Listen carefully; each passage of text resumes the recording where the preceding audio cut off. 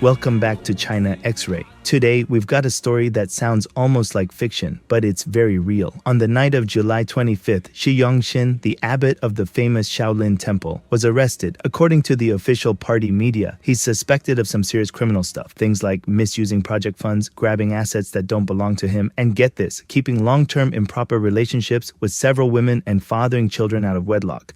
Now, a little background. Shaolin Temple was founded way back in 495 AD, which means it's over 1,530 years old. It's the birthplace of Chan Buddhism in China. But here's the thing, the Chinese Communist Party is officially atheist. During the Cultural Revolution from 1966 to 1976, the Red Guards launched a campaign aimed at destroying traditional Chinese values, culture, customs, and habits. Temples, religious statues, everything got trashed, including Shaolin Temple, which was badly damaged. So here's the big question. Why did the CCP turn around in the 1990s and start supporting Shi Yongxin, helping Shaolin Temple grow into this international empire? And why are they tearing him down now? Well, there are two big reasons. The first one? Money. Shaolin Temple is one of the birthplaces of Chinese martial arts, and Shaolin Kung Fu has become a famous global brand. Shi Yongxin packaged Buddhism and Kung Fu into a worldwide business, from Shaolin performance troops touring the world, licensing movies and video games, to opening Shaolin cultural centers overseas, plus selling tea, incense, traditional medicine, you name it. Back in 2019, Shaolin medicine sales topped about $11.4 million. Tourism revenue exceeded $1.7 billion, and they even expanded into e-commerce and foreign markets. In 2015, Shi planned to build a $300 million Shaolin branch in Australia, complete with a hotel and kung fu school. Sounds more like a commercial complex than a temple, right? Even more astonishing, Shi Yongxin controls 18 companies, holds 985 trademarks, and hasn't missed out on real estate either. In 2022, he shelled out about $64.5 million to buy land in Zhengzhou. Some people did the math. If Shaolin Temple were a publicly listed company, its market value could be as high as $5.4 to $8.6 billion, possibly even soaring past $14 billion. Shi Yongxin has earned the nickname CEO in monk's robes. According to China Business Journal, not including donations, Shaolin Temple's ticket income alone reaches around $42.8 million per year. But that revenue isn't fully kept by the temple. Before 2020, the temple only got 30% of ticket sales. The remaining 70% was split between two state-owned enterprises. Hong Kong China Travel International Investment landed with 51%, and another state-owned company, Songshan Cultural Tourism Group, with 49%. Those state firms are basically the CCP's big private wallets. And this brings us to Shi Yongxin's real role. He's basically the CCP's cash agent. There's even a word in Chinese for this kind of person, white glove, someone who does the dirty financial work so the party's hands stay clean. Or to put it another way, the CCP raises people like pigs. At first, they're well-fed, well-rested, living the dream. But once they're fat enough, time to slaughter. Shaolin Temple is located in China's Henan province. In 2024, Henan's public spending exceeded its income by roughly 706.2 billion yuan, which is about 100 billion US dollars. That means Henan needs $100 billion just to break even. Now compare that to the total national budget deficit set for China in 2024, about 4.06 trillion yuan or $580 billion.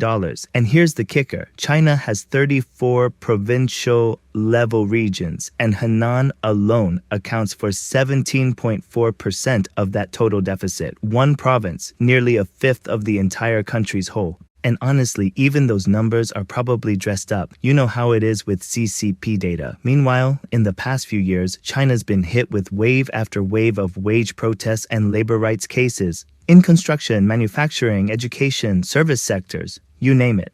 The party is scrambling for money to plug more holes than the surface of the moon. Some of those holes deeper than the Kola super deep borehole. So yeah, locking up Shi Yongxin and communisting his empire, classic CCP playbook, just like their so-called anti-corruption crackdowns. It's never about justice, it's all about power and cash. Shi Yongxin has long been notorious. He's been reported many times over the years, but nothing ever stuck. The key figure who kept him protected was Zhao Puchu, former head of the Chinese Buddhist Association.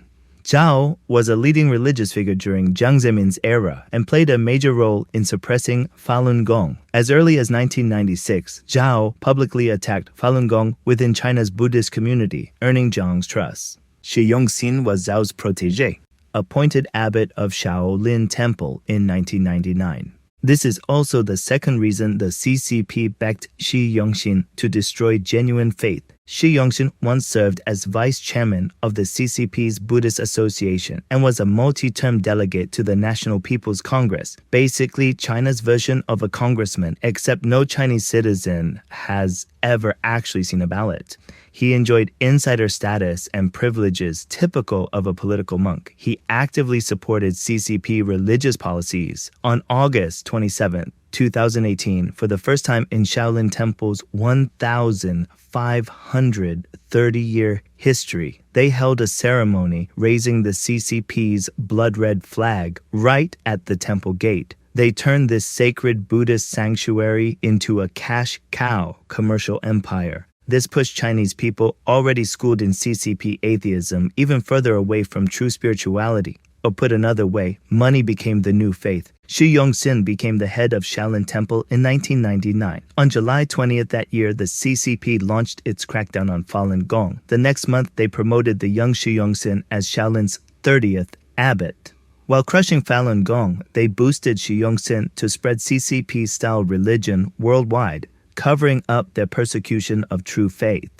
Shi Yongxin didn't disappoint, making money for the party while exporting CCP values abroad. Shaolin branches and martial arts schools now stand in U.S. cities like New York, California, Virginia, Houston, and Los Angeles, and across Europe and France, Italy, Spain, and the UK. Sound familiar? It's basically the Kung Fu version of Confucius Institutes. He actively supports Xi Jinping's Belt and Road Initiative, which is why Shi Yongxin, though originally from Jiang's rival faction, hasn't been cracked down on by Xi.